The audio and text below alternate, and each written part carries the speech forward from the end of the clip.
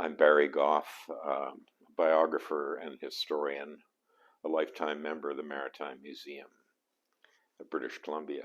And I want to read from my book, Possessing Meares Island, and talk specifically about Wickaninnish, Chief Wickaninnish.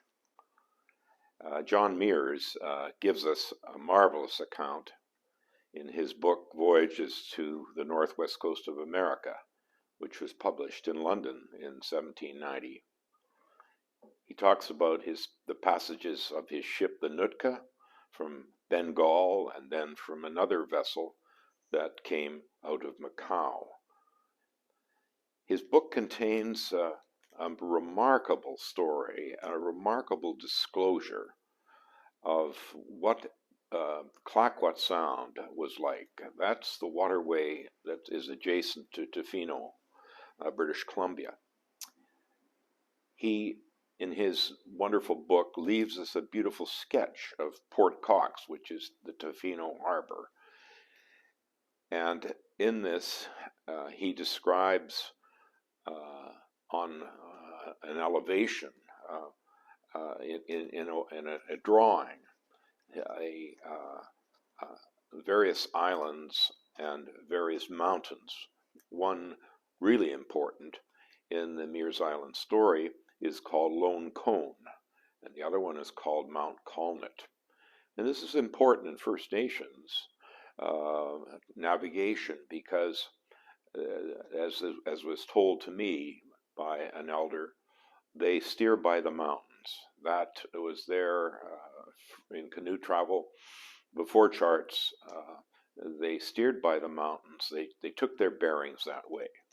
That is, if it was not foggy and that the islands were not covered with rain clouds, which they frequently are. Anyway, the whole area is a remarkable maze of rock, water, and forest. And the tides and currents there are horrific, so beware to the boater who's not well prepared. In any event, in June of 1788, Meares was looking south of Nootka Sound in search of sea otter pelts. He saw a high mountain over the entrance at Wickaninnish. It was too late in the day to investigate, so he went off ashore. But the next day he came closer, and he said, the remarkable hill above Wickaninnish appeared very plain in the form of a sugar loaf.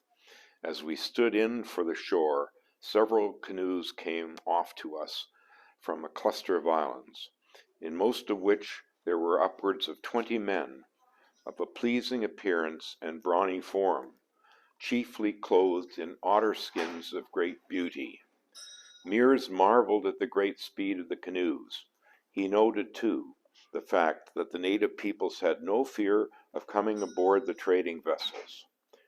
There were chiefs in these canoes, handsome people indeed, pleasant in manner and in good humor. They appeared to be perfectly at ease in our society, he writes. They shook every person on board by the hand and gave us very friendly invitations to receive the hospitality of their territory. They were extremely pleasing that the ship should go in among the islands. All boded well for future good relations here.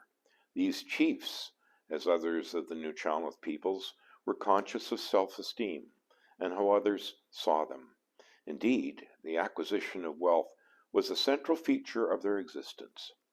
Formal recognition by others moted them to higher degrees of acceptance. As one anthropologist puts it, the conscious effort to improve upon one's heritage was the sole kind of rivalry known to the New Chalmouth. This is a charming revelation. I've thought long and hard about it. Interestingly, these chiefs came head to head, so to speak, with similarly motivated Europeans, mainly British and American merchant trading captains. Like Maquinna at Nootka Sound, Wickaninnish, variously spelled, was the dominant headman at Clayoquot Sound.